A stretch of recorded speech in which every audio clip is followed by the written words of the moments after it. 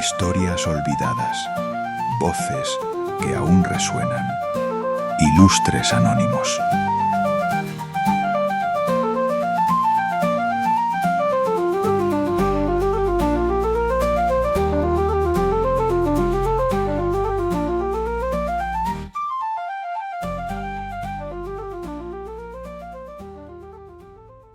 Bienvenidos y bienvenidas a Ilustres Anónimos. Soy Víctor y hoy abrimos un libro que suena a puerta secreta, el libro de Enoc. Hay personajes bíblicos que mueren y luego está Enoc, que según la tradición caminó con Dios y luego desapareció. No es mal comienzo para una historia que mezcla visiones, calendarios imposibles, ángeles con mala idea y juicios cósmicos. Si esto fuera una empresa, Enoc sería el empleado ascendido sin pasar por recursos humanos. Nepotismo duro. Antes de nada, dos brújulas. La primera, rigurosidad. Vamos a contar qué es este conjunto de textos, cuándo aparece, cómo circula y por qué para unos es escritura y para otros apócrifo. Palabra que significa, como ya sabéis, oculto o no falso. La segunda, sentido del humor. No para frivolizar, sino para oxigenar. El libro de Enoc es fascinante, también es denso como una noche sin luna. Un poco de ironía nos va a ayudar a que no perdamos el norte. ¿Por qué mirar, ¿no? hoy a Enoc? ¿Por qué hay que mirar a Enoc? Porque habla de autoridad. ¿Quién decide qué libros cuentan, qué relatos trazan la imagen del mundo y cuáles se quedan en los márgenes? Porque habla de ciencia y mito también. Un calendario de 364 días que intenta encajar el cielo en una regla. Un viaje por cielos y salones donde el orden del cosmos es una gran oficina con archivadores. Y porque habla de nosotros, de la tentación perenne, podríamos decir, por explicar el mal con ángeles vigilantes y gigantes, y de la necesidad de ponerle marco moral a lo que no entendemos. Este episodio no será un desfile de conspiranoias, desmontaremos lugares comunes sin quitarle encanto a la historia. Veremos quién es Enoc en los textos bíblicos y en la imaginación posterior. Abriremos el libro de los vigilantes, ese manual de compliance para ángeles díscolos. Nos asomaremos a las parábolas, a su libro astronómico, la parte que seguramente desesperaría a cualquier meteorólogo. Y seguiremos la pista de cómo estos escritos viajaron por lenguas y siglos. Al final, cerraremos con una pregunta práctica. ¿Qué nos enseña hoy Enoc sobre creer, durar y pensar en grande sin perder el suelo?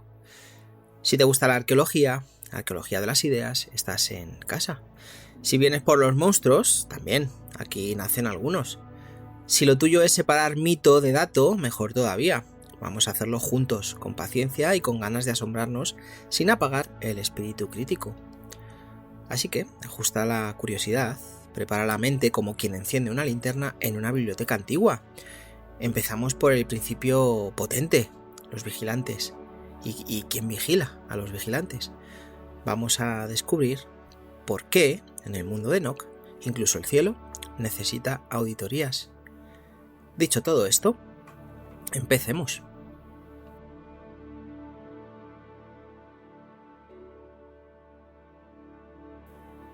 Bueno, pues imagina una noche sin farolas, un cielo que no entiende de contaminación lumínica y una montaña cuyo nombre suena a filo de obsidiana, Hermón. Allí comienza el primer gran acto del libro de Enoc.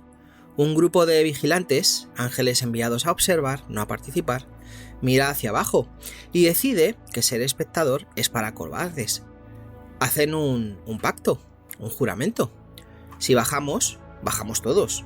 Nada de arrepentirse a mitad de camino. El jefe, Semi Hassá, llamémosle capataz celestial, encabeza el descenso. ¿Y a qué baja un ángel cuando baja? Pues a instruir. Este es el kit del libro de los vigilantes. No es una caída por un capricho romántico, sino por enseñar lo que no tocaba. Azazel, el más famoso del grupo, introduce la metalurgia y el arte de forjar armas. Otros revelan encantamientos, astrología, el pulido de piedras, cosméticos y tintes. La lista parece inocente hasta que ponemos contexto. El texto sugiere que el problema no es el conocimiento en sí, sino su uso sin una brújula moral. tecnología cinética, tutorial sin disclaimers.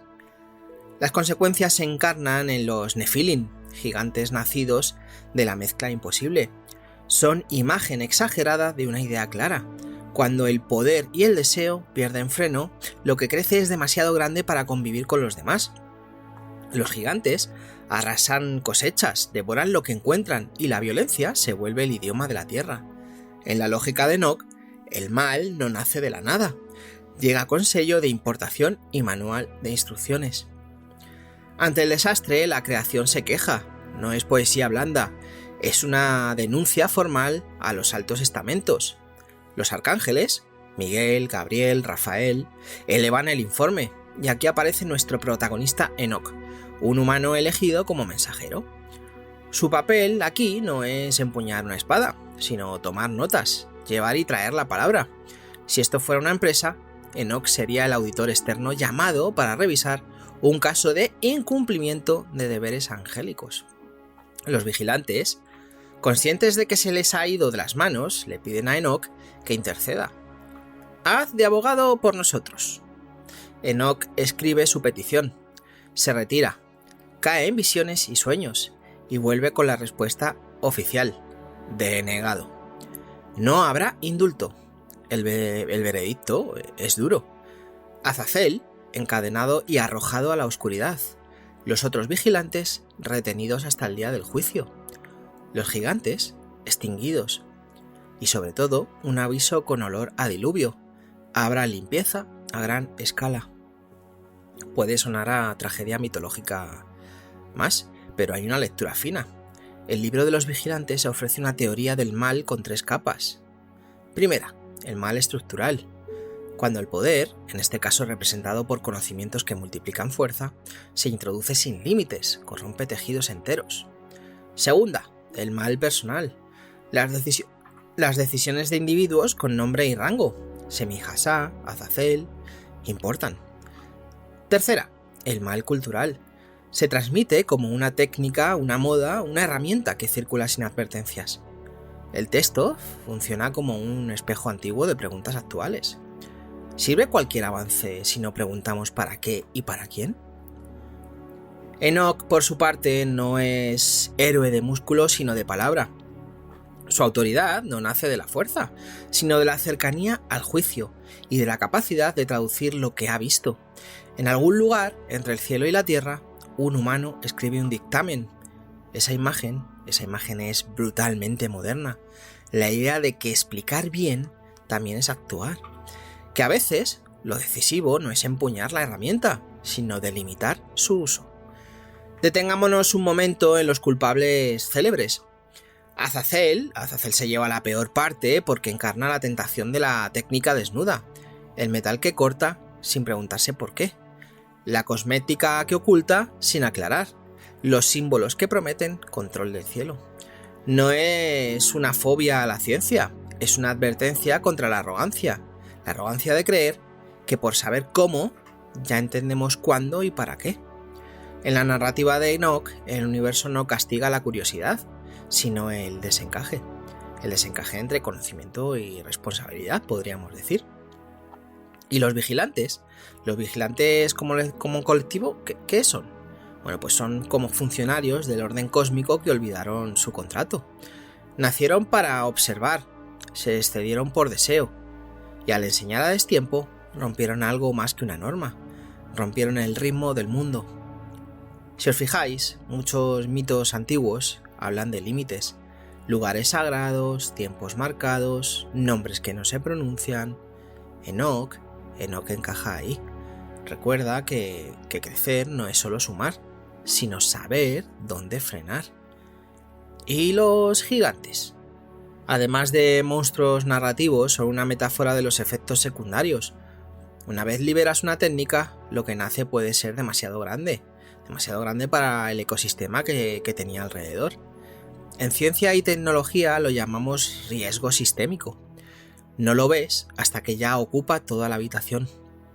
En el relato, esos cuerpos enormes son el ruido de fondo de un mundo desequilibrado.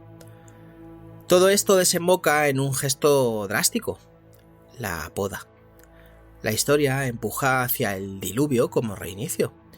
No es una invitación a la destrucción, ojo, sino una forma antigua de decir: si la desmesura coloniza cada rincón, hay que resetear para devolver espacio a lo humano.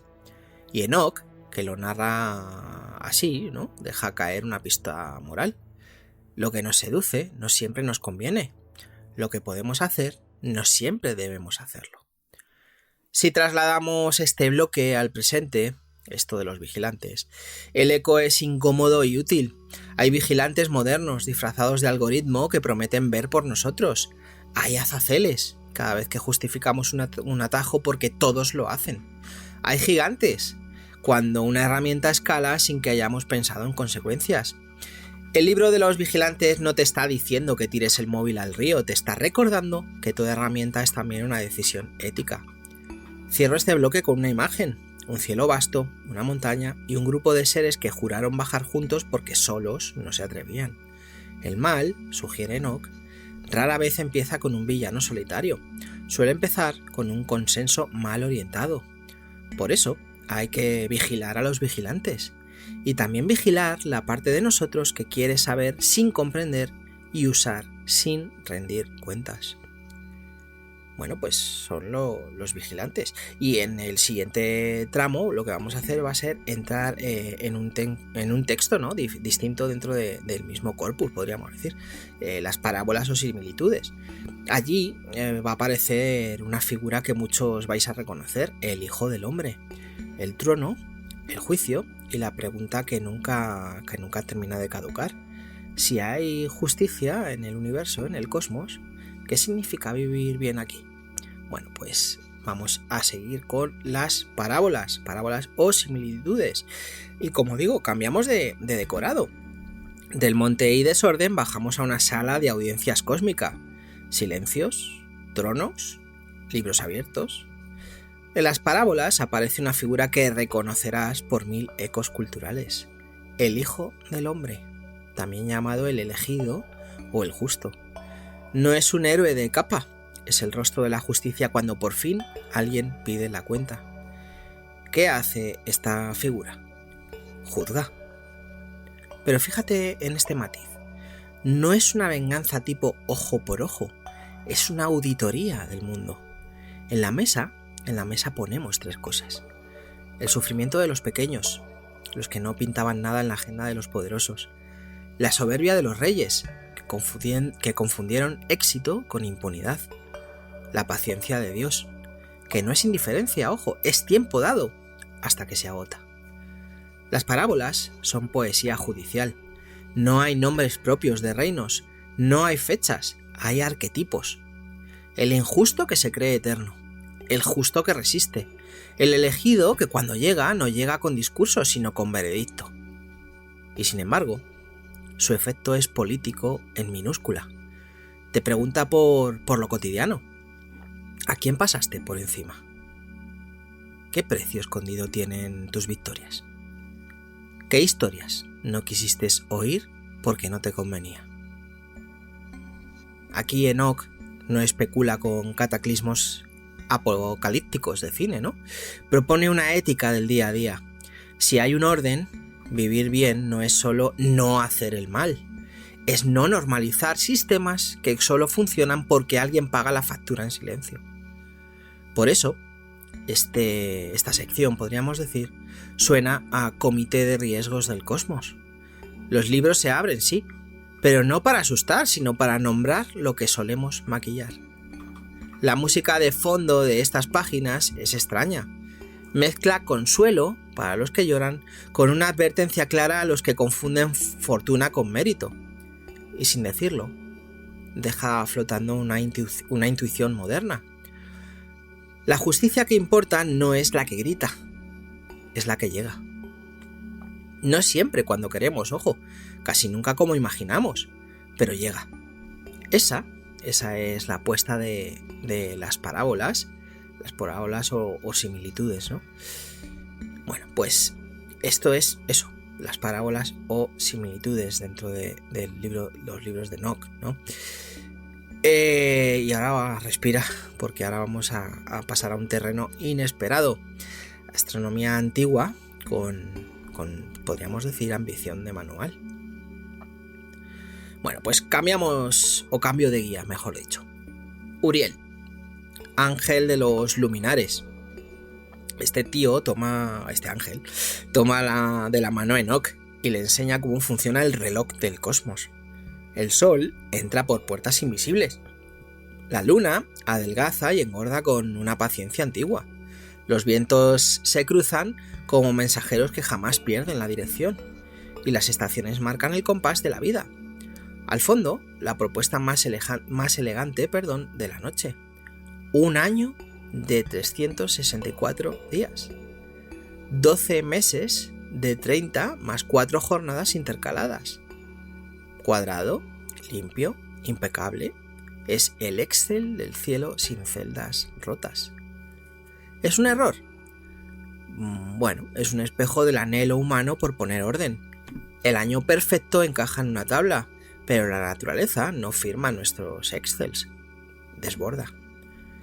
Ese día que falta, esa deriva mínima que se acumula, recuerda que el mundo no cabe del todo en nuestras celdas. Medir está bien, pero la medida que no escucha lo vivido se vuelve tiranía. Este libro no es ciencia fallida, es cultura del tiempo. Un calendario define cuándo trabajas y cuándo descansas, qué recuerdas y qué olvidas, qué cuentas a tus hijos como fiesta y qué guardas como duelo. Cambiar un calendario es mover la memoria de un pueblo. Por eso, discutirlo no es discutir solo números, es decidir qué comunidad queremos ser. La lección en este libro astronómico, ¿no?, es fina. Hay modelos bellos y modelos verdaderos y no siempre coinciden. La elegancia matemática seduce, pero el mundo pide correcciones, intercalaciones, humildad. En la vida diaria suena así: tu plan está muy bien, ahora vívelo. Entre la belleza del modelo y la verdad del mundo, Enoch se queda con la verdad. El cielo inspira, la tierra corrige. Y en esa corrección hay más sabiduría que en 1000 cifras perfectas. Bueno, pues ahora imagina que cada uno lleva el reloj adelantado medio minuto. Parece nada. Pero en una semana ya nadie llega a la vez. En un mes nadie recuerda cuándo empezó todo. En un año la comunidad perdió el compás. Un error pequeño multiplicado fabrica desorden. El libro astronómico enseña responsabilidad. Reconocer el tiempo no es controlarlo, ojo, es servirlo.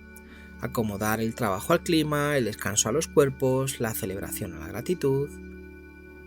Sin este bloque anterior, el peligro era la técnica sin brújula. Aquí el riesgo es el orden que aplasta, ¿no? Un calendario que no escucha deja de ser calendario para convertirse en ídolo. Cuando el orden impone, asfixia. Cuando el orden escucha, se vuelve casa. Y este libro astronómico no pide que el mundo encaje en nuestras reglas, pide que nuestras reglas aprendan a respirar con el mundo. Bueno, pues otro de los libros, el libro astronómico, cuando el cielo, vamos a decirlo así, se convierte en calendario, ¿no?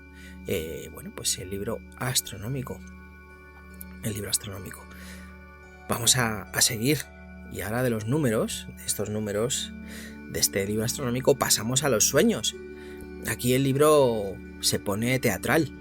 La historia se cuenta con animales. Los patriarcas son toros. Israel es un rebaño de ovejas. Los opresores se pintan como bestias rapaces. Este apocalipsis animal recorre desde los comienzos hasta la esperanza final de un pastor justo que cuida, salva y, ojo sí, también juzga.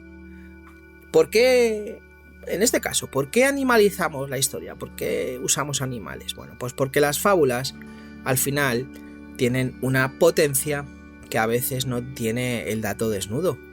Quitas nombres propios y te quedas con formas. ¿Quién devora? ¿Quién protege? ¿Quién se dispersa? ¿Quién guía?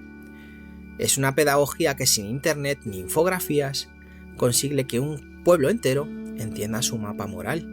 Y por debajo se sigue oyendo el latido de siempre: no te acostumbres al mal. Si lo escuchas con oídos de hoy, este tema del apocalipsis animal suena como una vacuna, ¿no?, contra dos enfermedades: la amnesia, el esto siempre fue así, y el cinismo, nada cambia. Esta fábula contada con animales, nos recuerda que la historia tiene dirección cuando alguien asume responsabilidad. No necesitas saber zoología para entenderlo. Basta con recordar esa sensación de que aquí falta un pastor y sobran garras. Bueno, pues los sueños y el apocalipsis animal, ¿no? Contando la historia como una fábula. Y es así como se utiliza, ¿no? Pues lo que decíamos, convertimos al pueblo de Israel en el rebaño. Pues eso, usamos al pastor justo, ¿no?, que todos vamos a entender que es el que cuida, ¿no?, ese rebaño. Y bueno, sí, los patriarcas esos son toros, Israel el rebaño, ¿no?, bueno, pues de ovejas. Bueno, pues así todos lo entendemos, así todo el mundo lo entendía, ¿no? Y los malos, en este caso los enemigos, los opresores, se pintaban, ¿no?, como rapaces, ¿no?, como bestias rapaces. Todos entendemos los símiles, ¿no?, que se estaban utilizando aquí. Bueno, pues eso serían los sueños y el apocalipsis animal, como decía. Vamos a pasar a la epístola de Enoc, ¿no?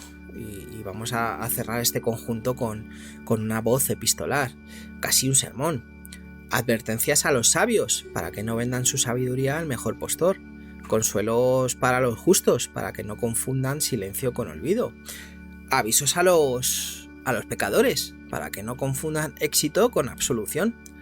La carta suena a despedida y a manual de resistencia. 2 caminos, 2 finales, la libertad en medio. Si te lo llevas puesto al presente, queda como un mensaje práctico. No todo lo que brilla es progreso. No todo fracaso es culpa. Y la inteligencia, sin temple, se convierte en coartada. Enoc insiste: piensa, sí, pero piensa hacia el bien. Y cuando no sepas qué hacer, recuerda que el tiempo, ese que intentamos domar con calendarios, también te está mirando. Bueno, pues la epístola de Enoc, ¿no?, la carta para la conciencia, ¿no?, la carta para la conciencia. Y hasta aquí hemos visto el corazón de 1 Enoc. Sería el primer libro de Enoc, que contendría todo eso de lo que hemos hablado, ¿no? Acabando con la epístola de Enoc, hemos pasado por los sueños y el apocalipsis animal, el libro astronómico, ¿no?, ese calendario de 364 días, las parábolas o similitudes, y hemos empezado realmente, bueno, pues con los vigilantes, ¿no? Pues ahí tendríamos el primer libro de Enoc, porque Enoc son 3 libros. El primero es el que todo el mundo conoce más y los otros 2 son un poco los más desconocidos, ¿no? Bueno, pues como digo, en el siguiente tramo lo que vamos a hacer va a ser ponernos viajeros. Vamos a dar un salto al segundo libro de Enoc, ¿no?, el viaje por 10 cielos y la ética en clave eslava. Al libro 3 de Enoc, cuando Enoc asciende os sonará a Metatron en la mística de palacios, y cerraremos con el viaje de los manuscritos y la recepción, Qumran, Etiopía, James Bruce y esa cita relámpago en la carta de Judas que mantuvo encendida la mecha. Luego remataremos, ¿no?, con el epílogo sobre lo que Enoc le dice al siglo XXI, sin disfraz de conspiración y con todo el encanto del mito que sabe convivir con la razón. Bueno, pues vamos a pasar a el segundo libro de Enoc, o a 2 Enoc, que es como se conoce, o también llamado Enoc eslavo, o también llamado Los secretos de Enoc, ¿no? O sea que este libro tiene 4 o 5 títulos. Bueno, dicho esto, viajamos ahora con Enoc por 10 cielos. No son niveles de videojuego, son pisos administrativos del cosmos. En los primeros lo que encuentras son talleres de luz. En los intermedios, guardianes, cantos y archivos. Y en los superiores, una sala blanca donde el tiempo se vuelve idea. Aquí, Enoc aprende algo menos espectacular y más exigente: cómo vivir. 2 Enoc, o el segundo libro de Enoc, no fascina por los monstruos, sino por su ética clara. No te dejes arrastrar por la soberbia. Regula el deseo. No explotes al débil. Da sin humillar. No uses el nombre de Dios como coartada. Entre visión y visión aparece un tema insistente: la medida. Comer con medida, hablar con medida, mandar con medida. Si en 1 Enoc el problema era la técnica sin brújula, en 2 Enoc el riesgo es el exceso cotidiano, que vendríamos a decir que deforma la conciencia a base de pequeñas concesiones. El texto juega con un contraste bonito. Cuanto más alto sube Enoc, más concreto se vuelve el mandamiento. No hay atajos místicos que te eximan de pagar salarios, de hablar con verdad o de pedir perdón. Y cuando Enoc regresa, no vuelve con superpoderes, vuelve con un manual de vida sobria, un recordatorio de que subir al cielo sin bajar al mercado es puro escapismo. Bueno, pues sería un resumen muy resumido de 2 Enoc. Como decía antes, también llamado el Enoc eslavo o los secretos de Enoc. Bueno, no me detengo más en el 2 porque bueno, tampoco merece mucho más la pena. La ética está ahí, es un poco usar la medida, ¿no? Como decía, comer con medida, hablar con medida, mandar con medida. Al final lo que viene a decirnos es que eso, es que el exceso es cuando no se controla, ¿no? El exceso cotidiano. Bueno, pues al final son las pequeñas concesiones que vamos haciendo, ¿no? a nuestra conciencia para deformarla.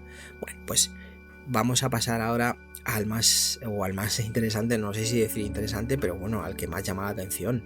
Y vamos a hablar de 3 Enoc, del Sefer Hekalot, y vamos a hablar de cuando Enoc se vuelve Metatron. Metatron, que suena tan futurista, suena tan de ahora, bueno, pues Metatron. Y es que lo que digo ahora, la historia da un giro que siempre sorprende. En la literatura, Hekalot, textos judíos tardíos de mística de palacios, Enoc se transforma en Metatron, un ser angélico que custodia la presencia. Entra en escena Rabí Ismael, que asciende en visión y narra lo que ve. Tronos, nombres impronunciables, jerarquías de luz y a Metatron sentado como juez delegado. ¿Qué significa esto sin tecnicismos para que todos lo entendamos?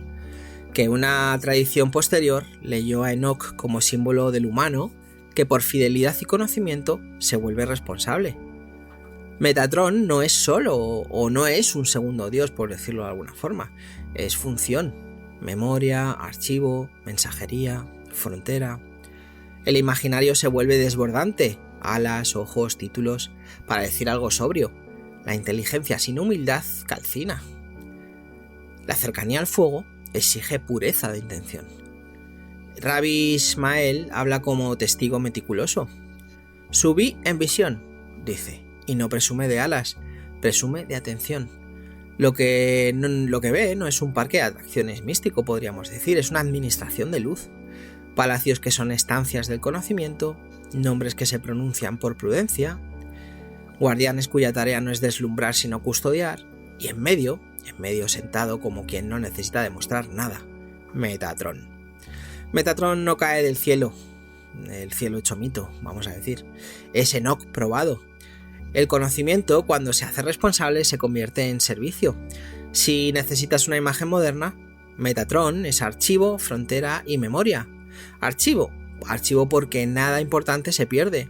Frontera, porque todo no puede circular sin preparación. Memoria, porque alguien debe recordar quién es quién para que la justicia no sea una palabra hueca. No es un atajo elitista. Recuerda que la cercanía al fuego pide manos limpias y corazón humilde. La tradición le da títulos que retratan su oficio. Sarhapanin, el príncipe de la presencia, no porque sustituya, sino porque acerca sin confundir. Naar, el joven, no por edad, sino por disponibilidad, el que está listo, el que corre con los recados del trono. Y otro que a mí me encanta por lo prosaico, el escriba celestial. Sí, escriba. El poder aquí no se mide en rayos, sino en actas. Registrar, atestiguar, dejar constancia. En un mundo que soñamos gobernado por milagros, el texto insiste. Los milagros, sin acta, se olvidan. La justicia, sin acta, se diluye. Hasta el nombre de Metatron ha generado juegos etimológicos. Algunos oyeron un eco de Metatronos, cerca del trono. Otros imaginaron un latín funcional, Metator, el oficial que marca rutas y campamentos. Ambos sugieren lo mismo: proximidad y logística. Metatron es el que traza líneas de acceso, el que pone vallas y abre puertas cuando corresponde. Si lo traduzco, para que lo entendamos todos, si lo traduzco al lenguaje de oficina, es una mezcla de archivero jefe, CISO espiritual y Chief Compliance Officer del cosmos. No impone brillo, impone procedimiento, podríamos decir. La literatura de Palacios describe un protocolo. No todo nombre se pronuncia, no toda sala se visita, no toda visión se sostiene. Hay filtros, no por elitismo, que a veces se cuela, sino por higiene del alma. Igual que no metes una linterna halógena en un cuarto oscuro sin avisar, no expones a cualquiera a una intensidad que quema la soberbia.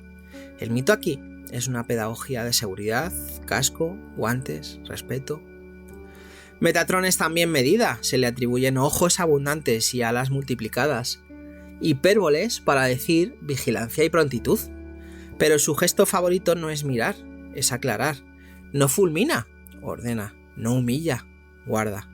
En su mesa lo importante no es quién grita, sino qué pasó, y si algo pasó, se escribe.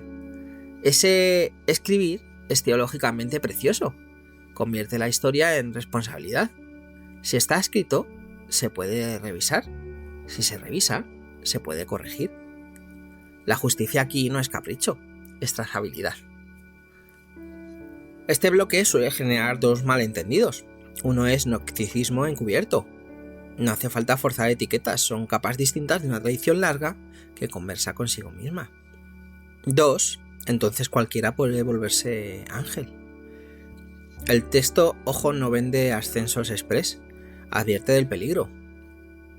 La mística de Palacios no es una escalera social, es un examen moral. Pureza de intención, dominio de uno mismo, amor a la verdad por encima del prestigio. Quien sube por vanidad, desciende chamuscado. Quien pregunta para servir, encuentra respuestas. Para aterrizar todo esto, vamos a pensar en 3 escenas mínimas. Primera, sala de nombres. Rabbi Ismael escucha cadenas de sílabas que no son contraseñas mágicas, son antorchas lingüísticas. Nombrar bien para no poseer, sino reconocer. Metatron supervisa que el nombre no se use como llave para saltarse el proceso, sino como señal de que sabes dónde estás. Segunda escena, archivo de lágrimas. Hay urnas simbólicas con dolores que nadie vio, y sin embargo constan. Metatron no las borra, conserva. Aquí la mística se vuelve política en minúscula. Si el daño no se registra, el daño se repite. El juez delegado protege la memoria de los pequeños. Tercera, frontera de acceso. Un guardián detiene a un visionario ansioso, no le niega el paso por maldad, le propone preparación. La frontera no es un muro, es un umbral que te recuerda que ver sin transformarte es consumismo espiritual. Hay algo profundamente antimoderno, podríamos decir, y a la vez muy actual en esta figura. Antimoderno porque no confía en atajos de poder. Actual porque nos recuerda que una organización, humana o mística, vive o muere por su gobernanza. El brillo impresiona una vez. El proceso protege siempre. Metatron es el símbolo de ese proceso puesto al servicio del bien. Y una última vuelta de tuerca. Metatron, siendo de arriba, no se despega de abajo. Su origen humano, Enoch, no se cancela, se integra. Por eso su poder no es más allá de lo humano, es pleno con lo humano. No manda como quien está cansado de nosotros, acompaña como quien se acuerda. Y esa es la invitación, ojo, otra forma de poder. El poder que no necesita exhibirse, que hace sitio, que se hace cargo. Conocer es hacerse responsable de lo que conoces, diseñar límites, decir no cuando el brillo reclama sí y dejar constancia para que el olvido no sea coartada. Rabbi Ismael no sube para inventar un cielo nuevo, sube para nombrar mejor el que ya existe, podríamos decir. Baja con menos soberbia y más precisión, menos poder ver y más saber ver. Y ese saber ver que archiva, delimita y recuerda, es en el fondo el oficio que este episodio quiere celebrar. Porque sin memoria, sin fronteras y sin servicio, el conocimiento se convierte en ruido. Con ellos se vuelve luz que no ciega. Bueno, pues Enoch convertido en Metatron, el Sefer Hekalot, y eso, cuando Enoch se vuelve Metatron, ¿no? Y es un Metatron que, como decíamos, no es un ángel al uso, no es un ente, un ser al uso que juzga, sino que nos acompaña precisamente por haber tenido orígenes humanos. Bueno, pues esos son los 3 libros de Enoch. Vamos a hablar un poco de todo esto, ¿no? De este viaje, ¿no? De los manuscritos y de qué recepción han tenido, ¿no? Y vamos a hacer eso, vamos a hacer un poco de arqueología de bibliotecas. Del libro 1 de Enoch, o de 1 Enoch, se hallaron fragmentos arameos en Qumran, prueba física de que circulaba en época del Segundo Templo. Sabes que los judíos se medía más o menos el tiempo así. Bueno, pues el texto completo sobrevivió en Gies, en Etíope, donde la Iglesia Ortodoxa etíope lo consideró canónico. El libro regresa, muy entre comillas, a Europa con los manuscritos que trae el viajero James Bruce en el siglo XVIII. Desde ahí arranca, podríamos decir, la era moderna de las ediciones, traducciones y debates. Imagínate la escena, ¿no?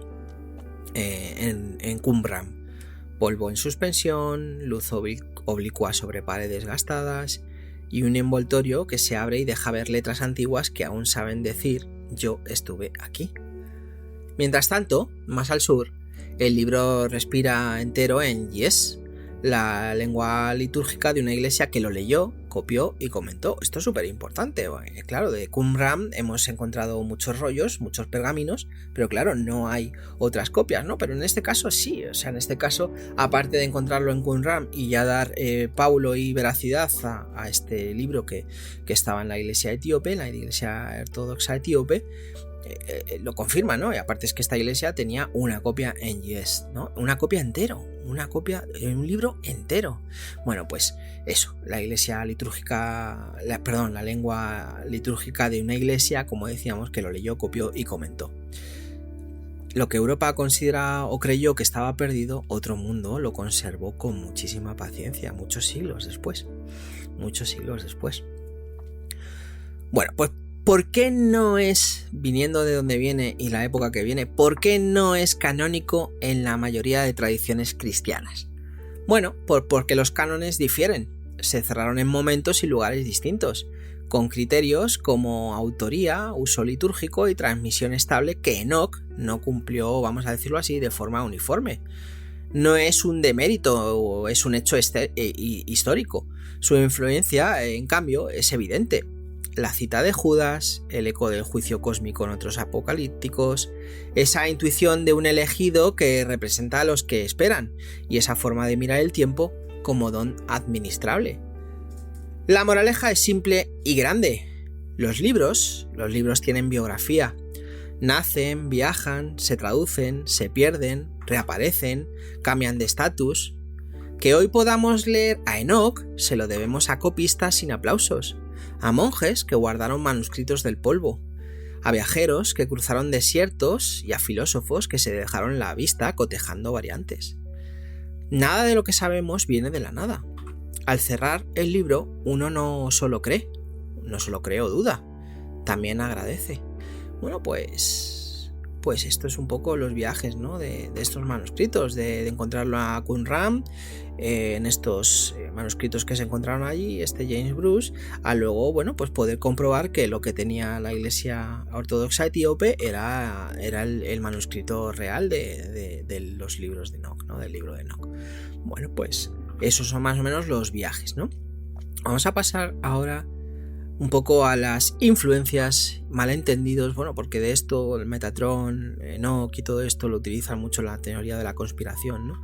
Bueno, pues vamos a hablar un poco de eso, y es que, como digo, Enoch al final ha acabado inspirando sermones, arte, novelas y un océano de lecturas conspirativas. Por eso aquí toca ponerse un poco el mono de desmontar mitos, pero sin matar la poesía. Los vigilantes no son alienígenas con casco de oro, son una teoría moral sobre el abuso del conocimiento. Los Nephilim no son prueba de gigantes prehistóricos de 8 metros, son hipérbole narrativa sobre la desmesura. Y el famoso calendario de 364 días no es evidencia de civilizaciones secretas que dominaban el tiempo mejor que nosotros, ¿no? Es un intento elegante de ordenarlo que la naturaleza, en este caso de ordenar lo que la naturaleza desmiente con suavidad, pero con constancia. Bueno, y ahora te podrías preguntar, a ver, vale, Víctor, ¿y entonces qué queda? Bueno, pues queda lo más interesante, la magia verdadera. La de un texto que habla de poder, culpa, justicia, tiempo y responsabilidad con imágenes que el cerebro no olvida.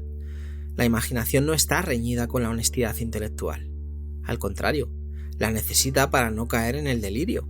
Sin rigor, la imaginación se convierte en ruido. Con rigor, se vuelve una linterna. Hagamos 3 pruebas de estrés, rápidas y justas a las interpretaciones que hacen olas en internet. La primera prueba, la del para qué.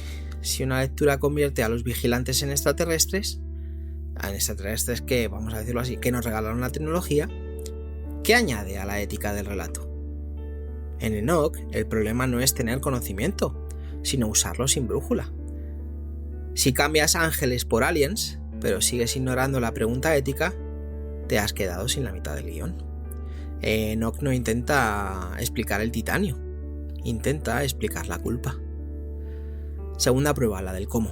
Los Nephilim, como prueba fósil, suenan épicos, pero el texto funciona con recursos literarios.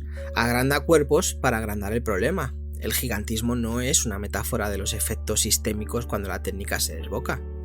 Pedirle a esa metáfora medidas antropométricas es como pedirle al Quijote que enseñe el carnet de identidad. Estúpido, una chorrada. Bueno, pues ya tenemos el para qué y el cómo. Ahora la tercera prueba, la del ritmo. El calendario de 364 días es, vamos a decirlo así, precioso de ver. Pero el mundo no es un laboratorio. Un modelo puede ser bello y aún así necesitar intercalaciones y ajustes. El mérito de Enoch no es adivinar la duración original o orbital, en este caso al segundo. Es enseñar que los calendarios crean comunidad. Detrás de cada fiesta hay un acuerdo. Detrás de cada acuerdo, una identidad. No hay conspiración de ningún tipo, hay cultura. Hay además señales luminosas y bastante humanas que nos ayudan a distinguir imaginación fértil de conspiranoia o fábula tóxica. Cuando una teoría promete que todo encaja, si aceptas una clave secreta, desconfía. Los buenos modelos dejan residuos. La realidad no se deja peinar entera, podríamos decir. Si para sostener una lectura hay que despreciar a las comunidades que copiaron y leyeron el texto durante siglos, porque no entendieron su verdad real, según algunos, recuerda que ellos lo preservaron y tú lo has conocido gracias a ellos. Un poquito de humildad vendría bien. Cuando el asombro pide más pruebas y la teoría responde con más adjetivos, no con datos, lo que tienes es retórica, no conocimiento. ¿Y la magia? Pues insisto, sigue ahí. La magia de un símbolo bien puesto, de una imagen que te acompaña días, la magia de imaginar a Enoch como intérprete entre planos, humano que sube, mira, baja y explica. La magia de pensar el tiempo como don administrable y no como cadena. La magia de ese hijo del hombre que no llega con sirenas, llega con veredicto y pone en la mesa a los pequeños que nadie escuchaba. Si eso no es magia, que baje Metatron y lo vea. Bueno, para los amantes de la imaginación con casco, que hay muchos o somos muchos, propongo un pacto sencillo. Jugamos a lo grande, pero con reglas. Regla número 1. Nombrar la metáfora. Cuando el texto habla de gigantes, está amplificando. Cuando habla de puertas del sol, está ordenando el cielo de formas comprensibles. Nombrar la metáfora no la debilita, la potencia porque ya no compite con los hechos. dialoga con ellos. Regla número 2. Seguir la intención. Enoch quiere enseñar límites. Si mi lectura borra mis límites, todo vale si hay un secreto detrás, me alejé del corazón del libro. El límite es la gran aportación moral del relato. Poder no es derecho. Saber no es permiso. Regla número 3. Medir lo que importa, ¿no? Si una interpretación hace crecer el asombro responsable, ese que te empuja a cuidar, a preguntar mejor, a revisar tus propios sesgos, va bien. Si solo hace crecer la soberbia, la sensación de saber algo que los demás no, va mal. El criterio es casi doméstico, pero funciona. En resumen, resumiendo al final de todo esto, no venimos a reírnos de nadie ni a desinflar globos por deporte. Yo vengo a honrar, ¿no? Venimos a honrar un texto que ha sobrevivido a idiomas, cuevas, liturgias y bibliotecas. Venimos a decir que la imaginación sí puede volar, pero como los buenos cometas, ¿no? Con hilo. Y el hilo es la verdad. No la verdad pedante que presume, sino la verdad servicial que ubica, compara y contextualiza. Cuando terminas de leer Enoch sin conspiranoia, no te quedas con menos, te quedas con mejor. Los vigilantes como advertencia contra la técnica cinética. Los Nephilim como metáfora de los efectos que nos hacen demasiado grandes. El calendario como recordatorio de que organizar el tiempo es organizar la vida común. Y podrías decirme o preguntarte, ¿mata esto la magia? Para nada. La devuelve a su sitio, al lugar donde imaginación y razón se dan la mano, para contar cosas verdaderas como formas memorables. Y ese amigo es el terreno natural de este podcast. Aquí nos gusta mirar al cielo y tomar notas. Bueno, pues Enoch, ¿no? Y las influencias, malentendidos y la conspiranoia barata.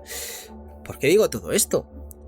No puedes coger la Biblia, hablar de la fundación de la Tierra, de los 7 días en los que Dios crea el mundo, y decir que es una metáfora, y luego coger Enoch y creértelo a pies juntillas, ¿no? Y pensar que los Nephilim, que estos gigantes, ¿no? Que estos vigilantes, que todo esto es real, cuando estás diciendo que el otro no, cuando son libros, no quiero decir que sean de las mismas épocas, son análogos, son más o menos de las mismas épocas, pero uno lo cojo porque me apetece y porque alimenta mis ideas de la conspiración, pero el otro no lo cojo porque ya está más que todos, que sabemos más que de sobra que la creación del mundo y demás, bueno, pues esa Biblia, el Antiguo Testamento, vamos a decirlo así, hablaba en metáforas, ¿no? No, hay que ser justos con todo, ¿no? No podemos coger uno y decir que sí, que no lo creemos a pie juntillas y que no, y que el Metatron y que los Nephilim y que los vigilantes, y luego decir que, bueno, que la creación del mundo evidentemente no fue en 7 días ni fue como Dios nos la contó, o como la quisieron contar en el Antiguo Testamento, ¿no? Bueno, hay que ser justos con todo esto, ¿no? O sea, que cuidado con la conspiración, ¿no? Con la idea de la conspiranoia y de que no, que es muchas veces lo dicen como no, es que no quieren que la gente se sepa, no quieren que, por eso no es, Enoch está ahí. Cualquiera puede coger los libros de Enoch, cualquiera se los puede leer y cualquiera puede hacer su análisis sobre estos libros. No están ocultos, no están guardados, no son prohibidos. Entonces, bueno, pues menos conspiranoia y más historia. En fin, acabando ya cerramos. Y cierro con estas 3 ideas para el bolsillo, ¿no? Vamos a hablar un poco de esto en este cierre, de lo que Enoch nos enseña hoy, ¿no? Y cómo aterrizarlo sin alas. Bueno, pues 3 ideas, ¿no? Para vuestro bolsillo. El conocimiento pide custodia. Azazel es la caricatura de la técnica desatada. Sabe cómo, ignora para qué. Cada herramienta que usamos, desde un algoritmo hasta un bisturí, necesita responsables visibles. Si nadie responde el más débil con su sufrimiento. Idea número 2. La justicia tarda pero llega. Las parábolas no prometen fuegos artificiales, prometen veredicto. En tiempos de ruido conviene recordar que actuar bien no siempre da likes. No siempre da likes hoy, pero ajusta el mundo a largo plazo. Idea número 3. La medida revolucionaria. El libro 2 de Enoch insiste en la vida sobria. Frenar, medir, escuchar. Ojo, no es moralina, es técnica de supervivencia para no perder el alma en el sprint infinito. Y mira, un regalito final. Enoch como oficio, no como superhéroe, sino como intérprete, alguien que ve, piensa, traduce y devuelve a la comunidad un mapa más claro. Ese también es el espíritu de Ilustres Anónimos, rescatar voces que no ocupan portadas, ordenar el archivo y con una sonrisa recordar que la razón y la imaginación son aliadas. Bueno, pues aquí lo dejamos por hoy. Si al cerrar el episodio te descubres mirando al cielo con una pregunta nueva sobre límites, sobre justicia, sobre el ritmo de tu vida, Enoch habrá hecho su trabajo y nosotros, o yo, el mío, el nuestro. Soy Víctor, esto ha sido Ilustres Anónimos.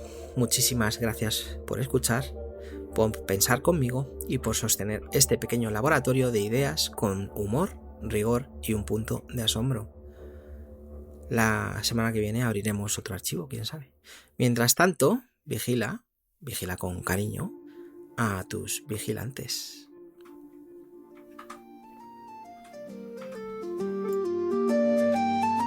Aquí cerramos otro viaje de Ilustres Anónimos. Si quieres más, suscríbete y participa eligiendo el personaje de la próxima conversación imposible.